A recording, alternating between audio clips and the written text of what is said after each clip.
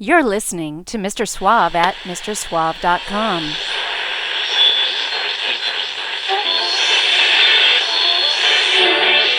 Quiet, numbskulls, I'm broadcasting. It's a mod world. Hey, barkeep, whose leg do you have to hump to get a dry martini around here? Let's go to Detroit. Now you're talking, brother.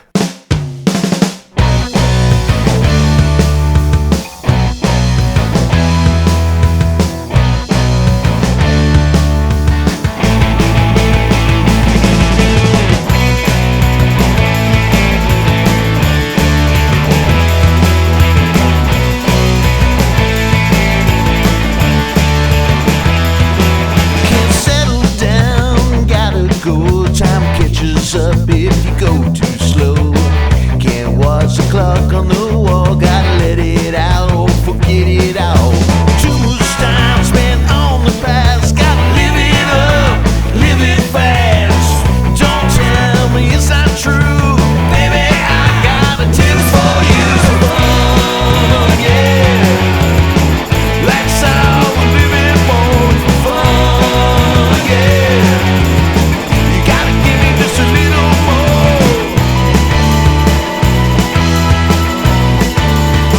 Just a little more.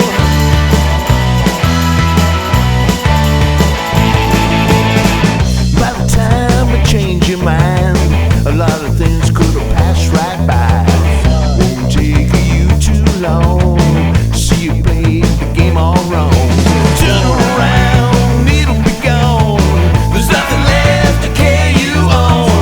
Don't tell me it's not true, baby. I got some news for you. So fun, yeah.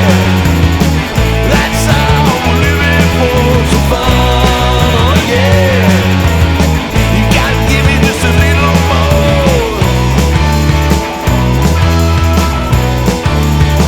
Just a little more. It's fun, yeah. That's how we're living for. So fun, yeah. You gotta give me just a little more.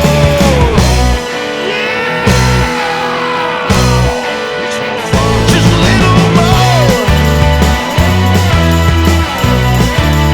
That's how we're living for. Just a little more. That's how we're living for.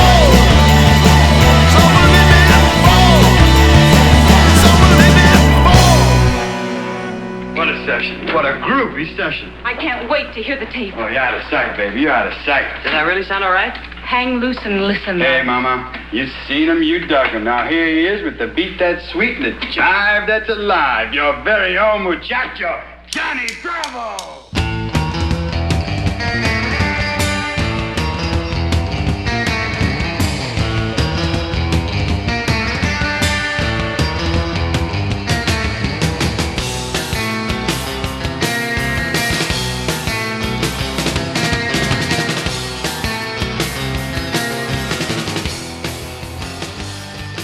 From Suave Manor at Suave Headquarters in West Seattle, here he comes, the mixologist of the Modcast, Mr. Suave.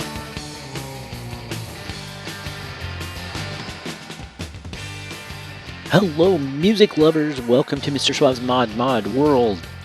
It is the height of summer, the so-called dog days of summer. It is hot. Afternoon siestas are called for, even here in Seattle, along with some cool gins and tonics in the shade on the patio. What better way to while away those warm hours than with some great music, right? Mr. Suave here, kids, and as Ed Sullivan would say, I've got a really, really big show for you. Doesn't sound much like Ed Sullivan, does it? Anyhow, I kicked off the show with the lead track from the 4019's latest album, New Roaring Twenties, just out from Big Stir Records. The song is It's for Fun, That's All We're Living For, and hell, I couldn't agree more. Coming up, a couple of special guests related to Big Stir Records will be along to share some cool new music and talk about some classic tracks as well, maybe. But first, let's check in with another Big Stir release. This is the Well Wishers with We Grow Up.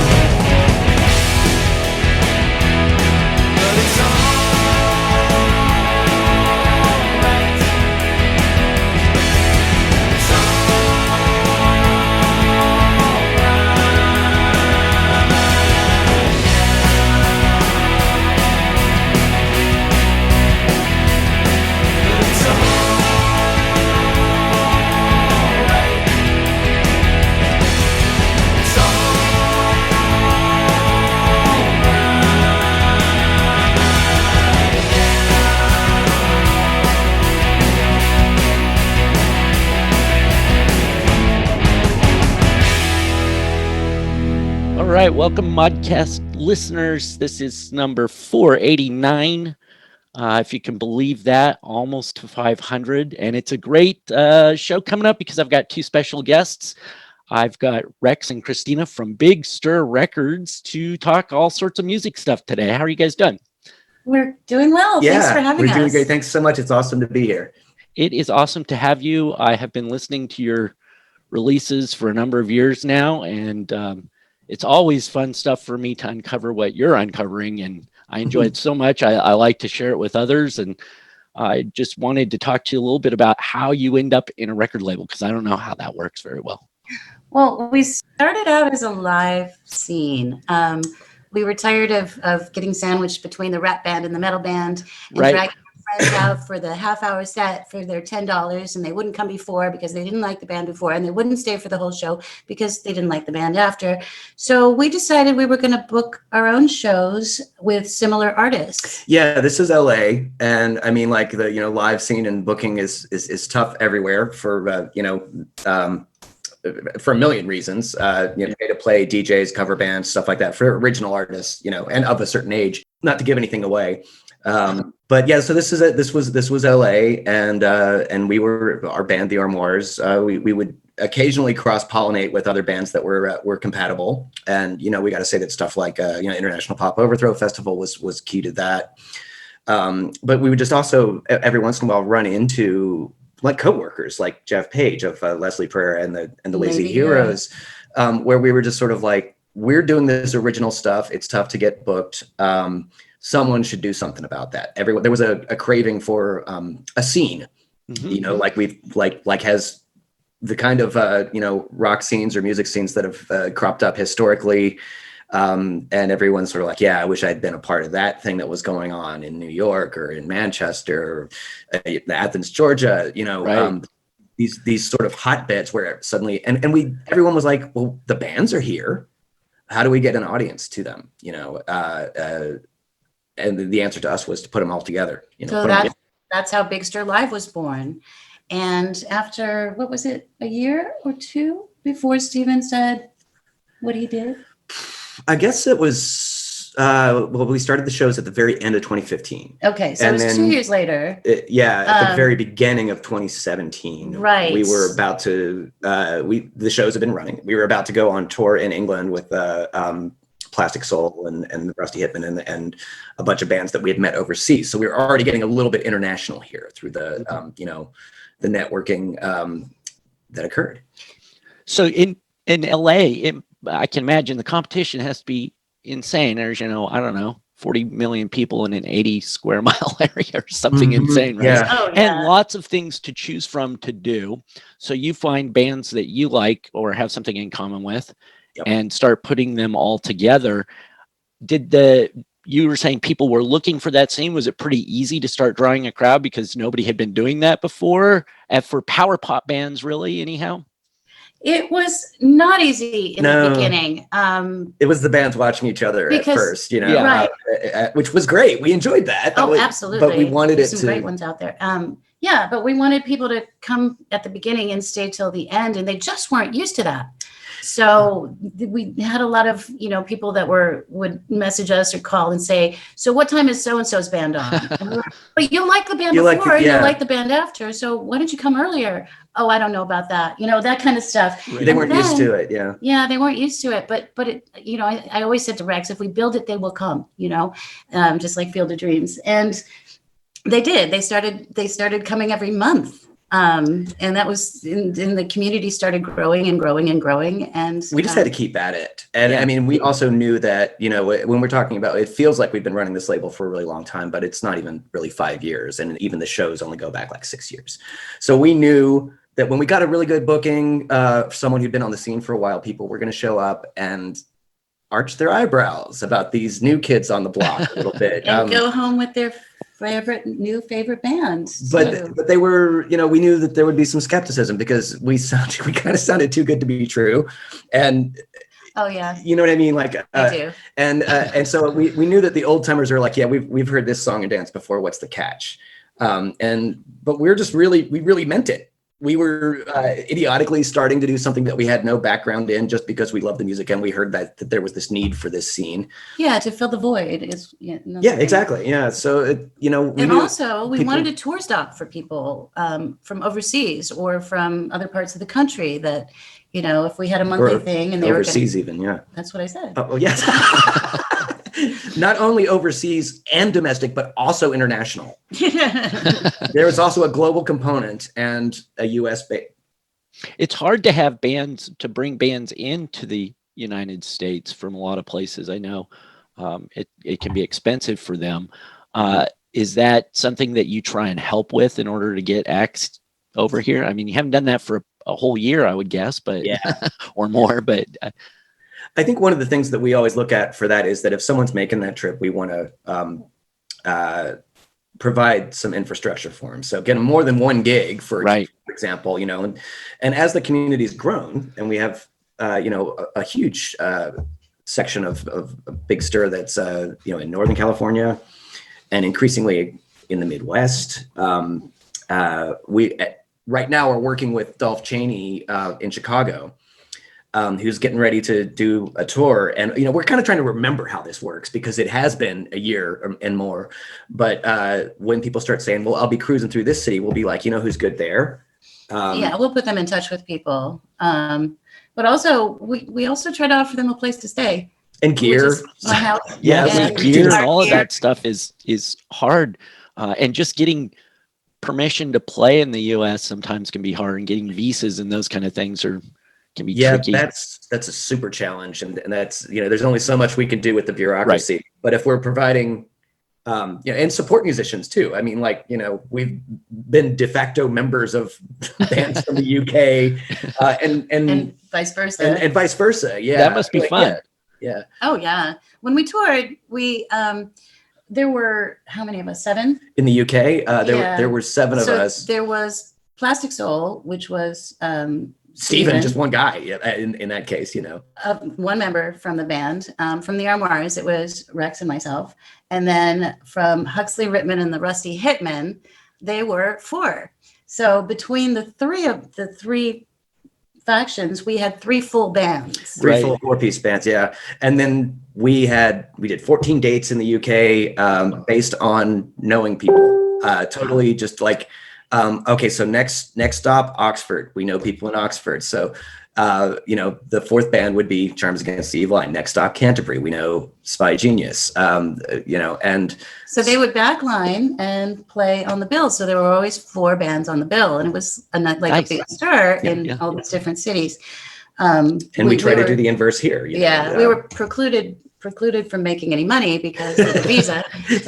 You got to do the one gig that you were assigned, which was IPO Liverpool, and you got to do one other gig, but all the rest of them had to be free. So they were all promo gigs. I'm precluded from making very much money myself.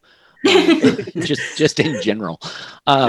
Well, so let's talk a little bit about the Armoires, because the band predates the Big Stir stuff, right? You've got 3 albums, 3 full albums now? 3 full albums and an EP, yeah. Yep. Yeah.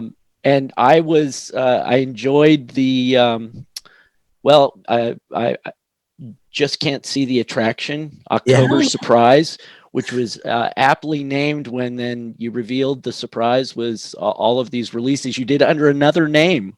Yes. Was that just sort of a lockdown thing to do last year? Well, it sort of came out of that because the lockdown gave us the opportunity to explore all of these other kinds of songs that people are used to us doing. People were coming to us for covers. I think it started with the brothers Steve Coulter. He, in his garage, laid down a drum track and sent it to like 22 people and got the very beginning of lockdown. One really lo-fi drum track.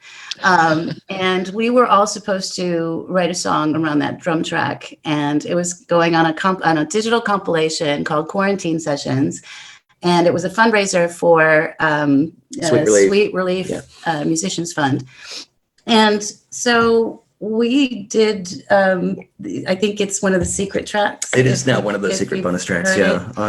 On the album, and Incognito. And that was a lot of fun. That was Ghost of Fall Singer. And that started us, I think, thinking, wow, this is really different for us, but it's a lot of fun. Yeah, no live shows. I mean, we've always been a band that, I mean, we did about 150 gigs in the 3-4 years we were active. We were very much a live band, and now we weren't.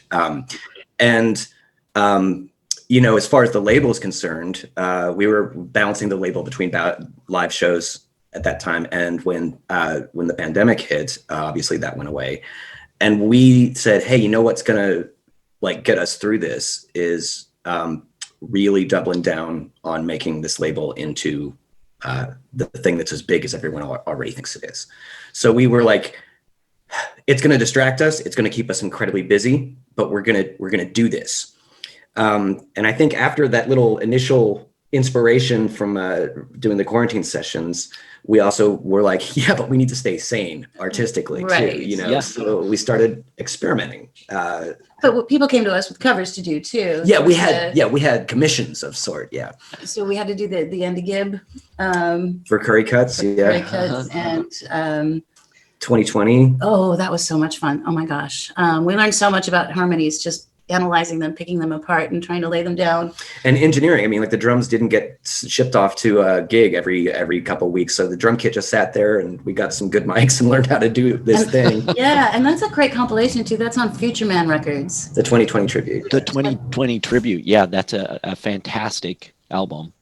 We should have good source material, I guess. Yes. Any listeners that think we're talking about a tribute to 2020 the year? But no. Yeah, 2020 the year can not have a tribute. That would be fine, you know. But the band is, you know, we're big fans, and that was a real honor to do that. And then we did Paris 1919. Yeah, the John Cale cover, and I think it dovetailed to the point where we were all over the place. We didn't want to do we had eyes on how a lot of artists were responding to the pandemic. You know, we had an overview of that because we were working with people going like, well, what do I do with this record, or what do I do with that? And what we were responding to the most, I think, was people who, rather than saying, I'm going to make a record where the pandemic is the topic, or I'm going to make a record that totally ignores the pandemic, we were like really vibing on stuff like the way Dolph Chaney developed a record out of doing live streaming and exploring his back catalog. And he was like, well, these songs deserve to be an album. Or what Chris Church did. Yeah. Chris Church kind of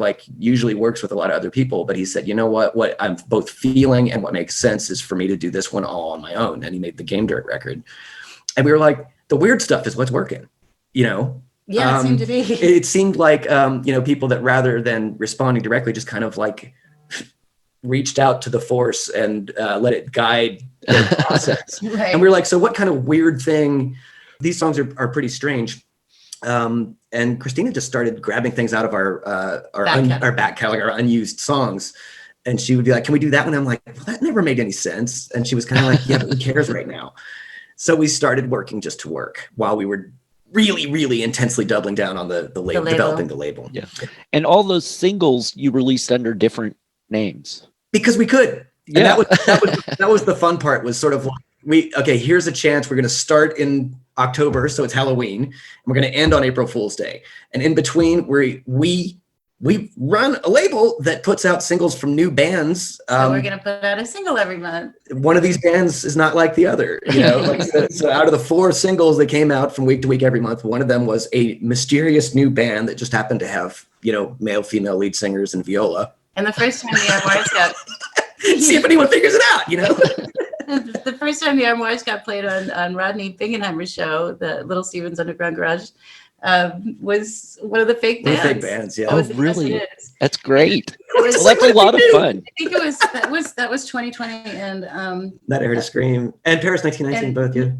No, but what was the other one? XTC was on that, right? Yeah, yeah. Census Working Overtime. Yeah. So yeah, and so we had to we kind of knew once it started, we were like, you know, David Byrne, my God, what have I done? You know, and we were like, we still got to see this through. We still can't say anything about it until April. And I guess the slight advantage was that if it just really tanked and it was dumb, we could just pull the plug. You know, never know. But it just kind of got better and better for us. We actually had more fun recording this stuff. I think we both enjoy the fundamental absurdity of rock and roll. Yeah. And if you can push it to Because like, what do you got to lose? You know, you're over 50 and you're just, you know, you got a guitar and then you got a keyboard and and people are going to listen to it, you know? So just, you know, it's not time to play it safe anymore, you know? Right. It was really fun to hear Rodney say, "Oh, the Yes It Is. I love that band." Yeah, our fake, that was one of our, we had to make up 8 fake bands and like the bios behind them. And the bios all had names of our pets in them. Yeah, every single one of our pets was great. You know, described as being one of the band members. Anyways, Yeah. And then we saw it through, and we got a really good response for this oddball record. We were gonna do a normal record that where it's gonna be like the band recording together in the studio, and that was the last kind of record you could make. So we just swung entirely in the other direction and had fun with it, I think. Yeah. We can always do another record later next year. Yeah, we would do. You know, as things get better. Yeah, get more studio time and back to, maybe not back to what things used to be exactly, but you know, I think that we're going to see a lot of interesting music coming in the next year as a reaction to being back into kind of work mode again. Yeah. I mean, we've seen again, we've been on the inside of these albums that were being made before the pandemic and came out during and had to kind of be recontextualized. And we've certainly seen what people are developing and how it's kind of changed what they're doing during the pandemic. And so, yeah, we know what's coming to a great extent, you know. But our biggest challenge as a band right now is that we haven't practiced in over a year and a half. Yes. As a band. Yeah. That's hard.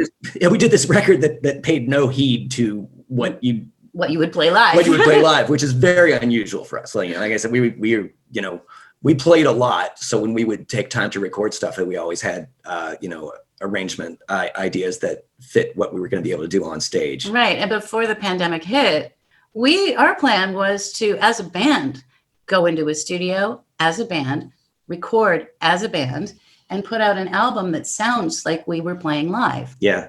And we did the opposite. So, so rearranging that stuff or picking and choosing that stuff for a new set list. I mean, but it's healthy. It's healthy to, you know, have to rethink the basics as a band and see what this strange experience did to us. That's positive. What the dividends are. I mean, we got to record with our current lineup eventually, you know, and like this is the first record that has John Borak drumming for us, and it was really cool. It was really cool in that respect. And then we brought in lots of friends from around the world to do guest shots and things like that, because we weren't worried about it. Anyways, yeah. Speaking of getting back to basics, I had mentioned to you ahead of the show that I was interested to know some of the things that inspired you in the past or inspire you now, sort of inspirational things. Just curious as to what you're listening to or what it is that has made you want to do this all your life. Well, that's an interesting question, because we didn't know we were going to be a record label. We didn't even know we wanted to be a record label. It was Stephen Wilson from Plastic Soul, who had just finished recording his album Therapy, which is phenomenal, came to us and he said, "Hey, you know what? I'm gonna put this out on Big Stir Records." Well, we were like, "Well, we don't have a label. We're not a label." And he said, "Yeah, but you know, we're stronger together. I mean, why put it out on some, you know, made up name?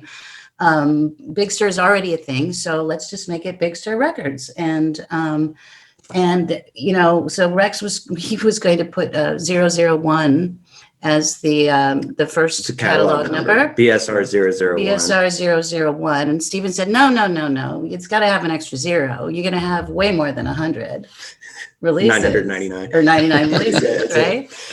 So that's how that thing was born. And then he was just, you know, he was our buddy in another band, and he was sharing us this record that he was working on. And we were like, this is a phenomenal record. This is an incredible record. And because of the community we already built through the live series, we could reach a lot more people than he could at the time. And it deserved, you know, a much bigger, much wider audience than it would have gotten.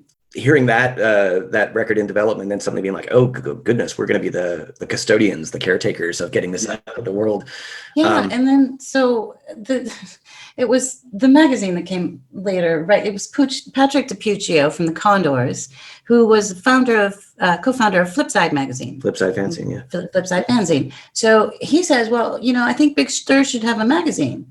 And it was his idea to, do things, stapled papers, printed out stapled papers. Really like a fanzine, yeah. Yeah, handed out at gigs. And we were like, yeah, but we know this great artist through Spy Genius, who was Joe Champness. And he did all of the illustrations, the caricatures, and the layout. And there's a lot of like experimental, like off the wall things that we tried. And things like the magazine and things like the singles series and stuff like that kind of stuck and started guiding us. So I think I wrote this thing in the liner notes to the last singles compilation where, like, if I think there's one thing that sort of defines what we do, it's like, especially recently, we've really tried to be incredibly professional, reliable. People are used to flaky people in this industry, obviously. So we try to be the ones that really follow through on everything. So it's like, we want to be as professional as we can be and as reliable as we can be, but we also, leave the door open to just absurdism, rock and roll experimentalism. And way too much on our plate. And way too much. Yeah. So we have to try new things. I mean, and sometimes they don't work, but you learn from it and you move on to something else. And then the next thing works better or works surprisingly.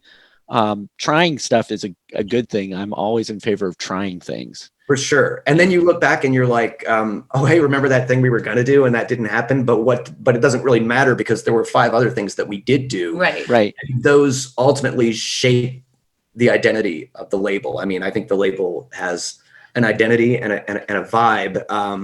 And it did all of that before we even got the LLC, all the legal stuff done, the trademark and the DBA and the bank account and legitimate distribution and all that kind of thing. And, sometimes we kind of look at it and we're like, we did all that really weird stuff and somehow we still turned into a viable business entity. So that's the balance. That's the balance. I mean, you can't just be like, throw everything at the wall. Although we come close to that. Yeah, we do come close to that. Because you've got to learn to be really good at some of it. Right. And we also have trouble saying no. Yeah, we're nice people, and we do. And it's happened quickly. Yeah, 5 years, 6 years. 5 maybe? years, 5 yeah. years. Wow. From being the people that sort of invited people into a room and said, it's going to be a live show, and nobody knew who we were. It's kind of like, yeah, Arthur Alexander from the Sorrows talks about that to this day. He was like, I don't know what this is. I don't know who these two are, but I'm going to play live in their show, see what happens, and ends up, years later coming to us saying, would you put out this album that is 40 years in the making? Yeah, I mean, that really was a thing. Like, to go from the weird, blonde paisley wearing people in the corner that everyone's like, why'd the circus come to town? To being entrusted with, most recently, between the SARS record and Popsico and did the Flash Cube single, folks that have been, and a lot of the folks just from the live scene that have a great history. It's like, it's gone a long way to the place where these people trust us. Mm-hmm. And we take that with great power, pop, comes great responsibility. Yes. Great responsibility, pop, I guess. Well, speaking of all of those things, you had 3 things that you want to share, and I think it would be good to listen to them now, and then we can come back from that and talk a little bit about those and maybe other things you've got going on. I've got a couple of questions about things that you are involved in that I'm curious to know more about. So let's listen to that, and then we'll come back and talk about those a little bit more.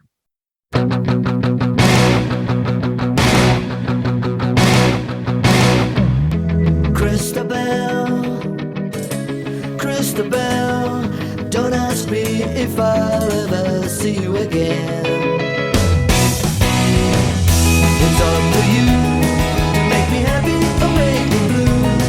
Now you know it all, and I can only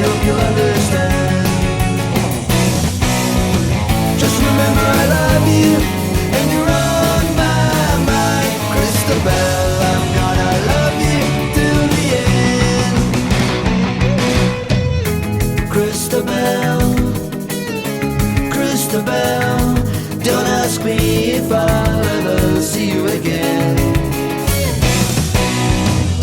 It's up to you to make it over or make it through. I can't hold you down, so if you wanna go, don't pretend. Just remember I love you, and you're on my mind. Christabel, I'm gonna love you till the end. Christabel, dream on me tonight. Christabel, I don't care if what I do is right. Goodbye is more than I could stand. Oh, Christabel, remember when I said Christabel, you're on my mind every day. Christabel, I'm gonna love you till the end.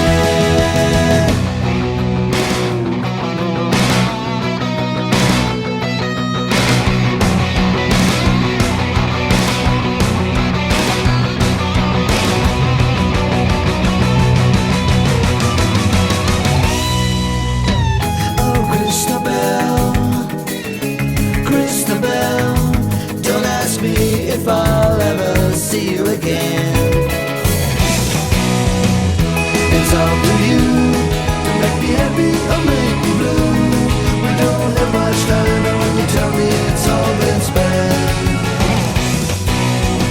Just remember I love you, and you're on my mind. Christabel, I'm gonna love you till the end. Christabel, dream on me tonight. Christabel, I don't care if what I do is right. Goodbye is more than I could stand. Oh, Christabel, remember when I said Christabel, in my mind every day. Christabel, I'm gonna love you till the end.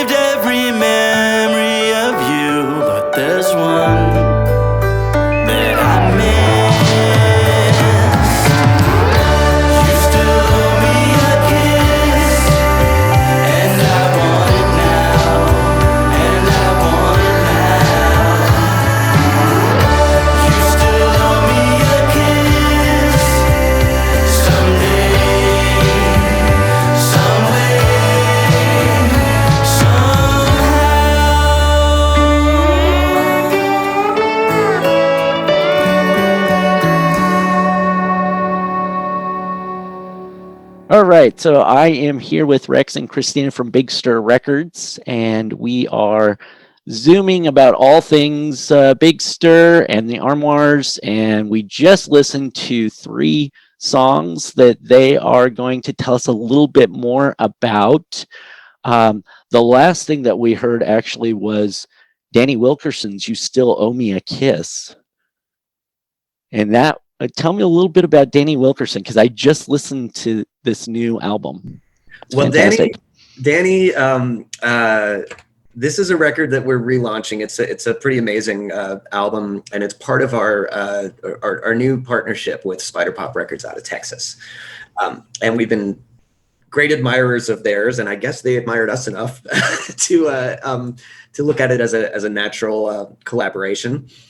They're, I guess, Lanny Flowers of the Penguins, Danny Wilkerson, they've put out several albums by Bill Lloyd, who's definitely got a, legendary career. And our artist, Chris Church, did several records with them as well.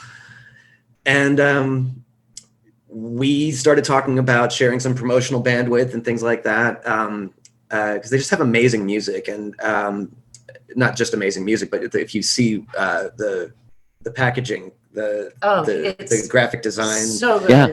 Calling it graphic design is kind of lowballing it, because it's just they're dream things when you get these LPs like Lanny's album Home and Danny's album. It's called Wilkerson. It's produced by Bill. Blue Macaulay. And it's like, if you look at this LP, It's kind of very cool. World unto itself. So, oh yeah. And you can actually flip it around so that that circle in the middle. Can you hold that, please? This is going to look great on the radio. That's all right. People can check it out at Big Stir Records, right? So then you can have the world there too. There's infinite possibilities. It's a gorgeous package. And it sort of goes along with the experience of the record, which is this sort of like lush melodic thing. Danny's just unbelievable. And he's a guy who, was basically known as a sideman, like probably best known as the drummer for the Penguins, Lanny's band, who are playing today in Texas live, even like, as we record this, not when it airs, but in any case, what we sort of ended up thinking is like, as we move towards new releases from Spider Pop, we were just like, let's relaunch Lanny's last album, Home. Let's relaunch this Wilkerson album. Let's get some new ears on those. And they're such wonderful people to work with. Best. And it's just been really, really great. It's a love fest. Yeah, it is. Well, when I put that Wilkerson album on, when I started listening to that, it was a love fest. I mean, it starts, there's a long song right off the bat, Everybody Loves. Everybody Loves to Love, yeah. And I was like, wow. It starts out almost like this Burt Bacharach kind of thing and eases into Beatles sort of, I don't know, but he puts it all together. And you said lush earlier. Yeah. And I think, lush kind of describes that album. And then there's strings on the next song. And I'm like, wow, this is going to be one song after another through that whole album. And I wasn't familiar with the album or Danny Wilkerson really until Big Stir shows me, you're relaunching it. So that's great. You're bringing it to a whole new audience, which is, the idea, I guess. And I love to find new music like that. Excellent. Yes, that was the plan. Everything is proceeding exactly as we have foreseen.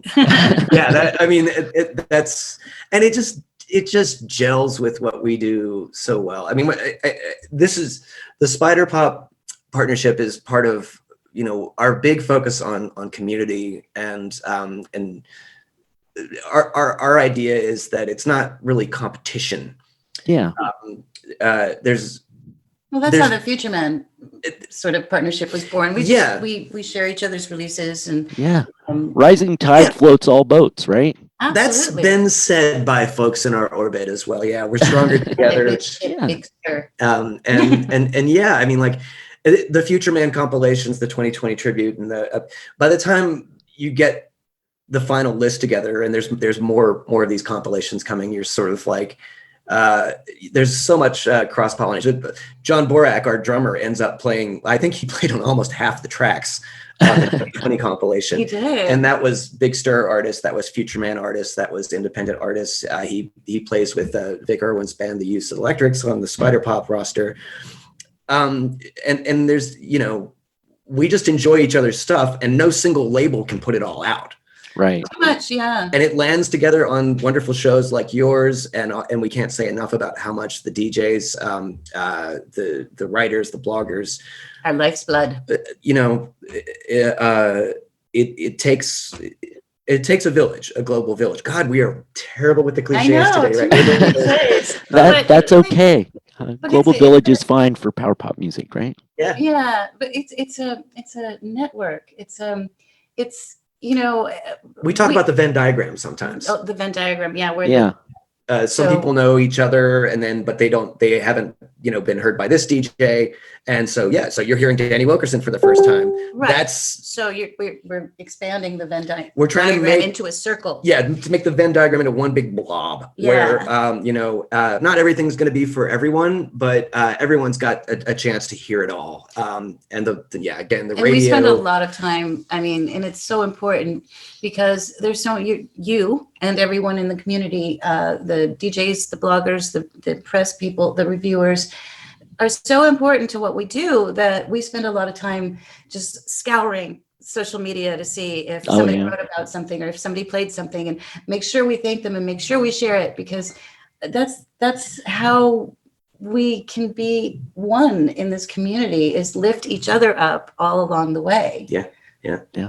We also heard a song from Popsico, another band that was kind of new to me. And so maybe you could tell me a little bit about that. Oh, they are Santa Barbara legends. Yes. Okay. Santa Barbara, one of my favorite places. They had a very vibrant music scene back then. Yeah. And this was, and unfortunately, this is all we can do for Popsico is a reissue. We're not very focused on reissues because other labels kind of have that tied down, and do a brilliant job on that. And we like to find everyone's place in the ecosphere. And for us, there's great labels that are doing reissues, but this was a very personal project for Marco DeSantis, who was in the band, and Steve Coulter, again, from the brothers Steve, who were initially a Santa Barbara band. And Steve, who's written power pop books, Go All the Way, and edited and contributed to. Yeah, he's a great writer. Edited and contributed to with Paul Meyer. And bizarre fact, the two of the best writers we know are also drummers. Right. John Borak and Steve Coulter. Interesting. Right.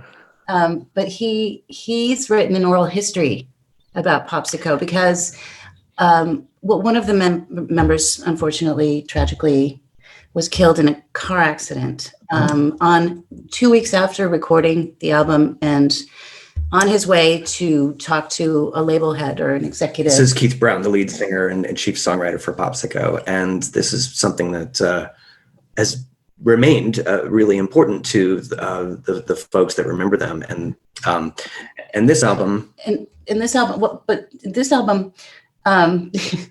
What I wanted to say before that is that the oral history actually talks about how every member in the band ended up being in other bands that are, you'd be surprised to hear.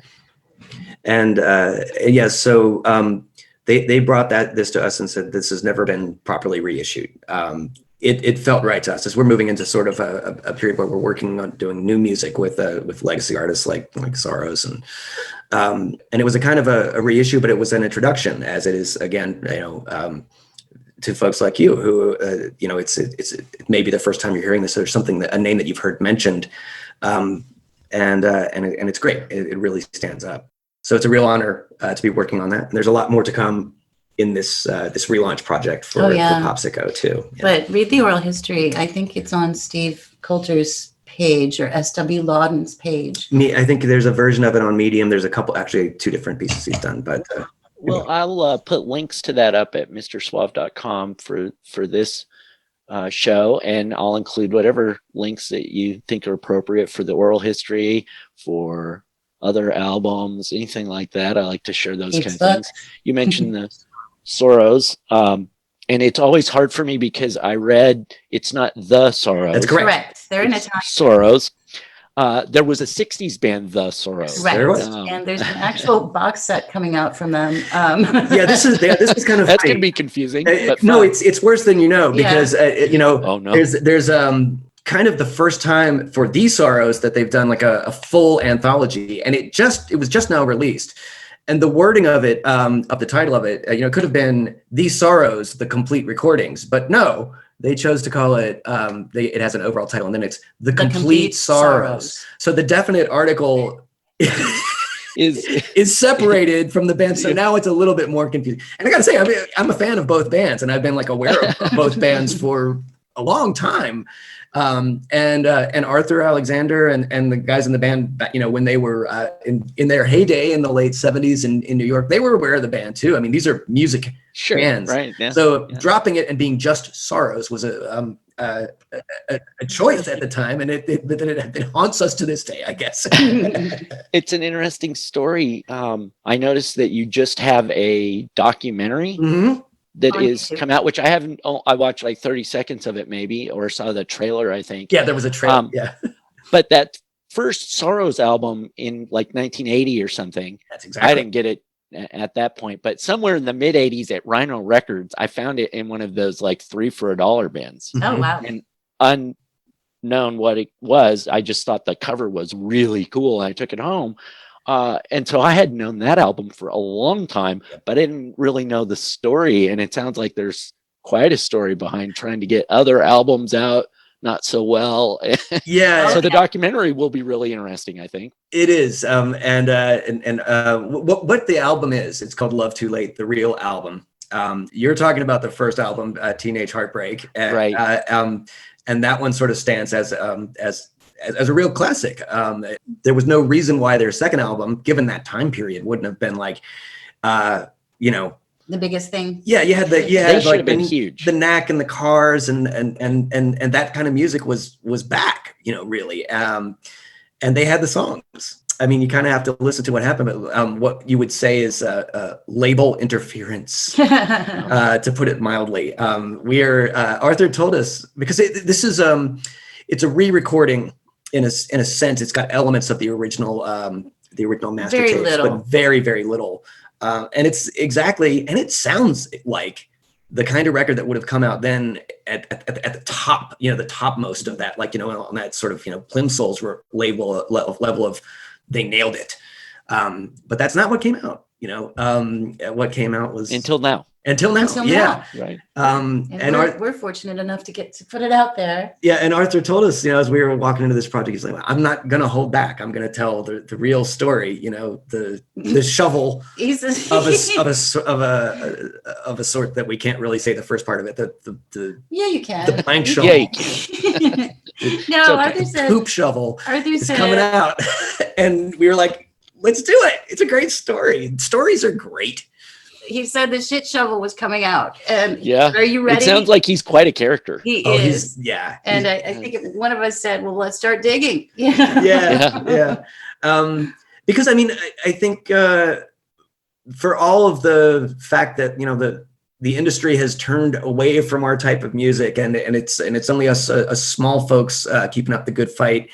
One of the advantages to that is that, folks like us are not going to say, yeah, you know what, Arthur, you've been doing this for 40 years and you got quite a good reputation, but let's get like, a little Jeezy in here and do a little rap verse on this. And then, we're not going to mess with it because we really love and respect the artists.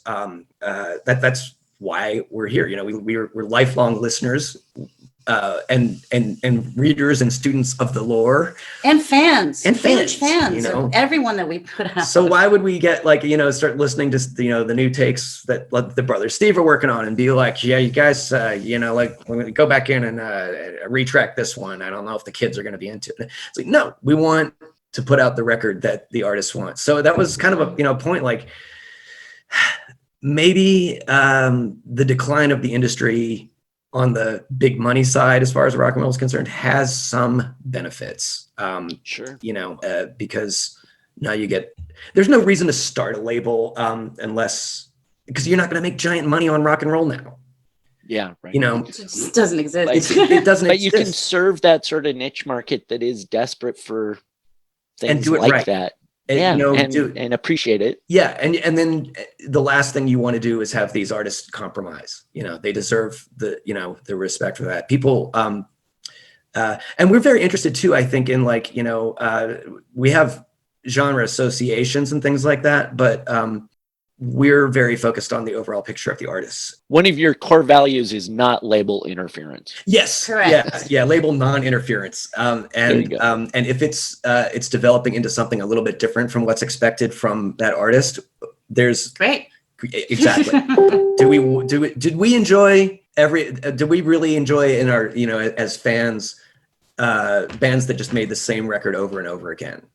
I mean, maybe when I was 16. Maybe when you were 16, but I mean, even at that point, when I was born after the Beatles broke up, so what I got in terms of the Beatles catalog, and studying it was not the same record 14 times. It was a story about how they evolved, and I think I kind of cut my teeth listening to college radio in the 80s, and those were adventurous bands too. We liked the adventurousness. We liked, otherwise there's no reason to even say, well, what's your favorite album? Yeah, they're all the same. We also like quirky.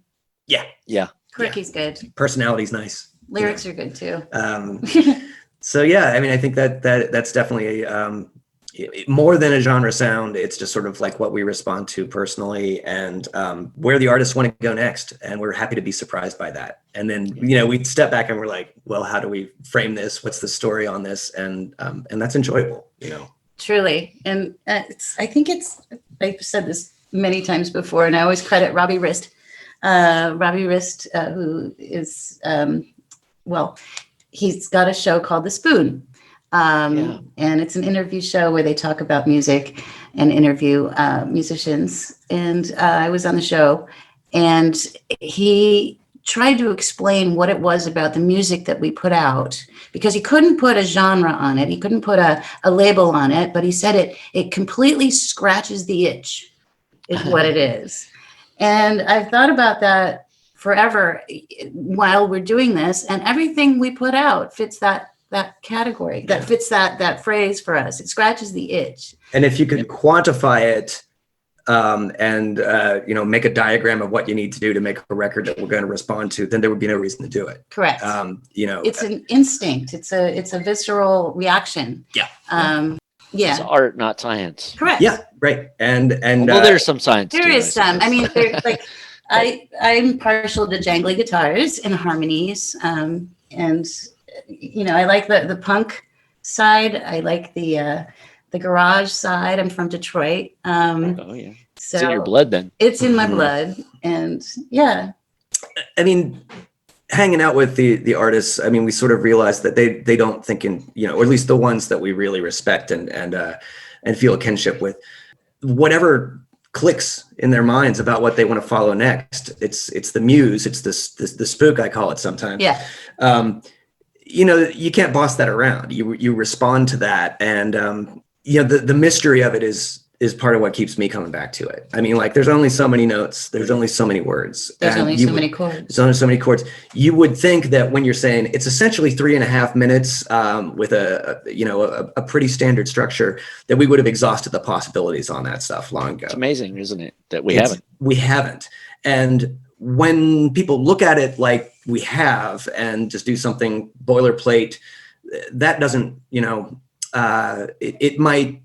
it might work for some people, just based on nostalgia and not being Post Malone or whatever they're sick of hearing on the radio. I get that. I respect that to a certain extent. But to me, it's the miracle that, when Chris Church or Peter Watts from Spy Genius, these guys come forward with things that clearly spring from that inspiration, but they're utterly new. Right. Spy Genius were so worried about what the reaction would be to their last album, Man on the Sea. I don't know if double album. Gatefold double album, gorgeous. And yeah, they were all over the place, and it's truly wonderful. Yeah. So yeah, the fact that something new can still be made within this very, very sturdy framework, that's what excites us a lot. So what new is being made in the back of your minds for what do we have to look forward to from Big Stir this year, next year? Do you have any big surprises? I'm sure you don't want to reveal them all at this moment, but I don't know, anything you can tease us with a little bit. I would say, of course, all eyes are on the Wilkerson relaunch right now, and there's Sorrows. the Sorrows record. I mean, those are both just like such great things that have been announced. And the Anton Barbeau record that just came out, which is called "All the Joys We Live For," and then we realized we put out Sorrows. We put out Sorrows. So we have Joys and Sorrows. Right now, our two big projects are Joys and Sorrows. Because there is no light without the darkness, which was the album that we released at the beginning of the year by the Stan Laurels. Stan Laurels, yeah. So there's sort of a theme here that we it all comes together. It all comes together. We can come together. Yeah. There will be some new releases from folks on the roster. There will that we haven't announced that yet. We haven't announced That's yet, all right. but folks that they'll be doing their second releases with us, and we've got a lot of UK artists coming up. I think we've been pretty American for a little while, but there's keep your eyes on Great Britain for us. We will go ahead and tease you.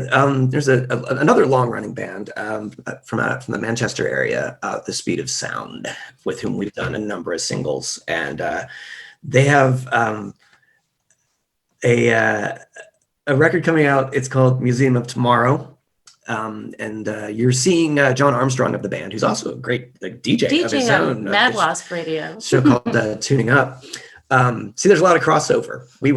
We attempted to be DJs briefly, but we're leaving it to you professionals. I think it was 6 months worth. Yeah, half a year. Half a year.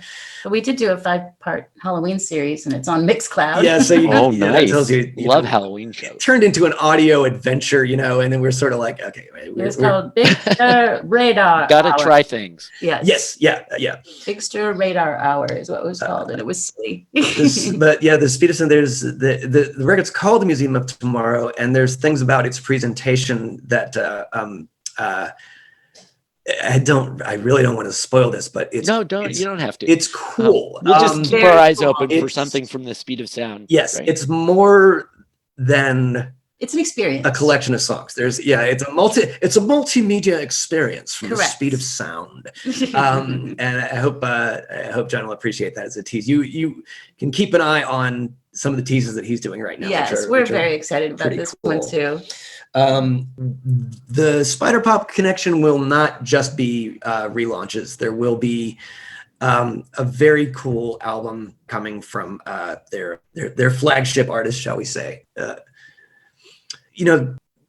Sitting on these announcements for months at a time, especially when you've got a plan so far ahead as to get vinyl ready to hit when it needs to hit, as we did with which is a year Sorrows. Ahead now.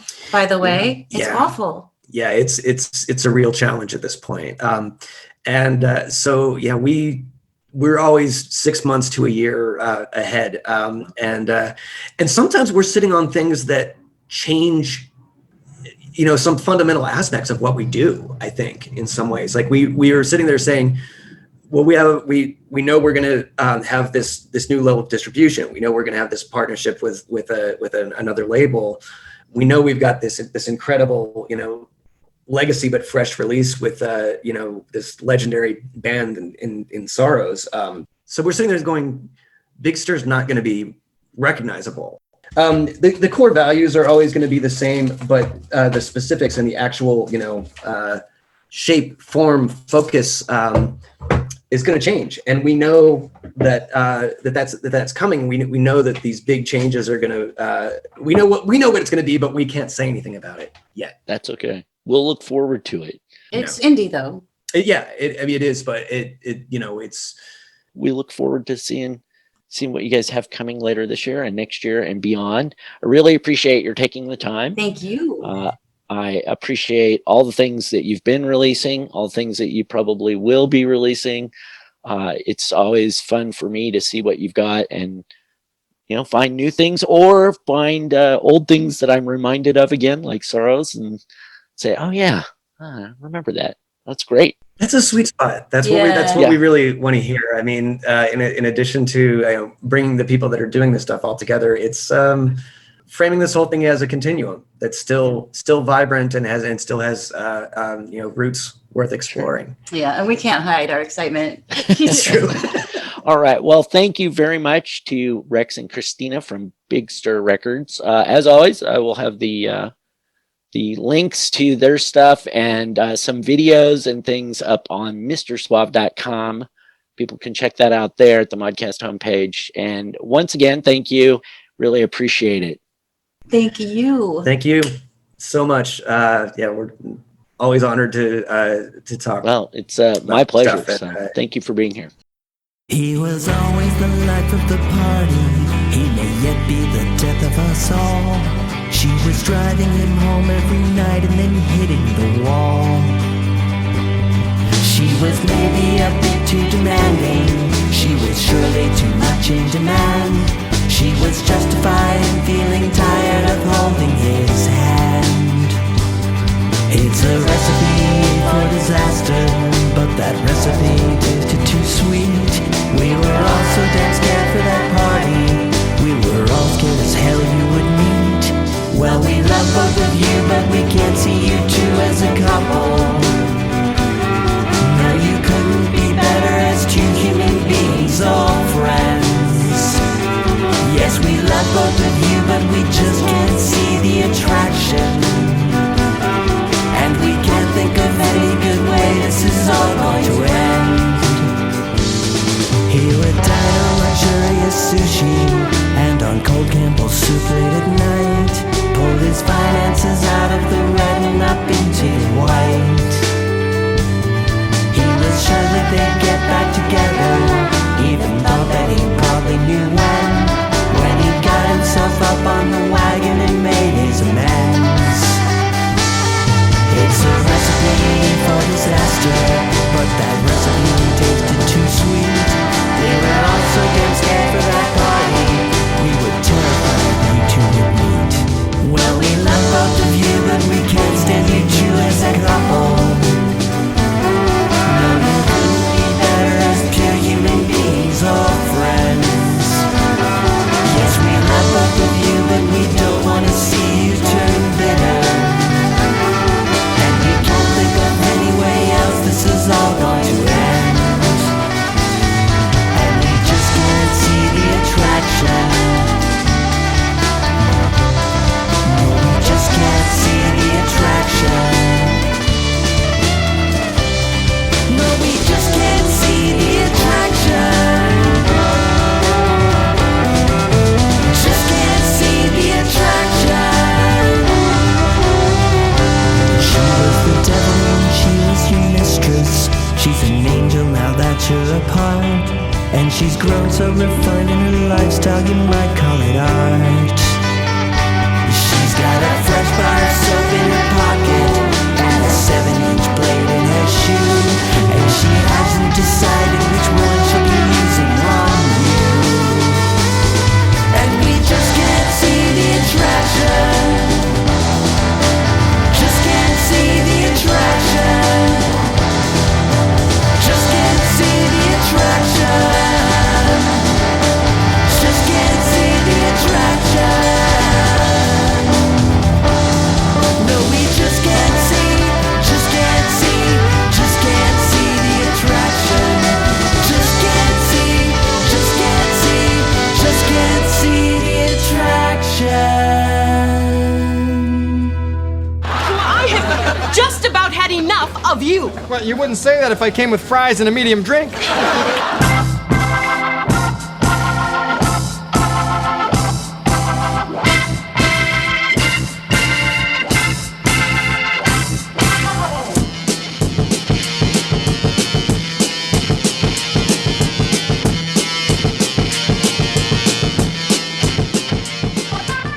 All right, that was the Armoires you heard right there doing Just Can't See the Attraction. The Armoires, of course, are Rex and Christina from Big Stir Records, joined by other musical friends. As always, you can check out the track list, and I've got all the links to the things we talked about earlier in the show. You can check all that out, of course, at the Modcast homepage at MrSuave.com. Don't forget to spell out the Mr. And I'm going to be wrapping things up with one more song right now. This was from Big Stir's digital release series. I think it came out in 2019. Great bit of garage rock, power pop. It's just fantastic. It's The Living Dolls, and they are doing Everything That Happened. I'm Mr. Suave. Thanks for listening.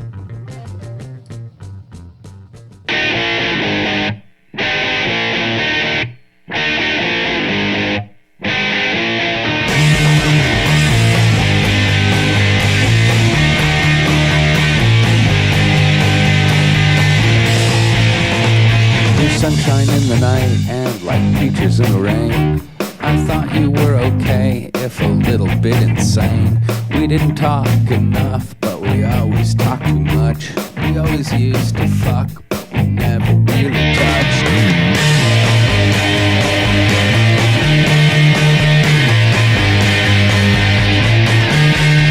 Illustrious or not, the things we could have seen, we really could have moved.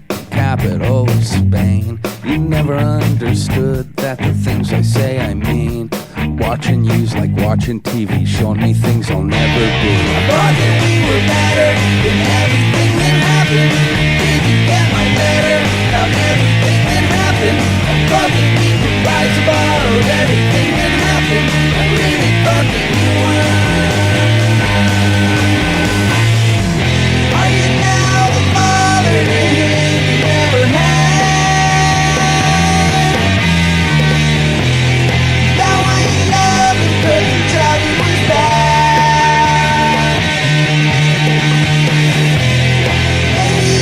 Too dumb to understand.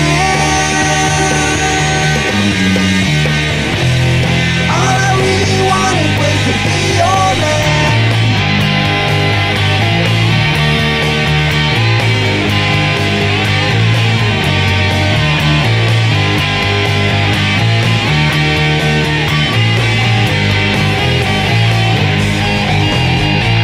Something turned out all wrong, like a car that ran a light, like remaking rollerball, like a gunshot in the night. When you hear a siren, is someone close to dying, or is somebody being insane? I thought that we were better than everything that happened. Did you get my letter about everything that happened? I thought that we could rise above everything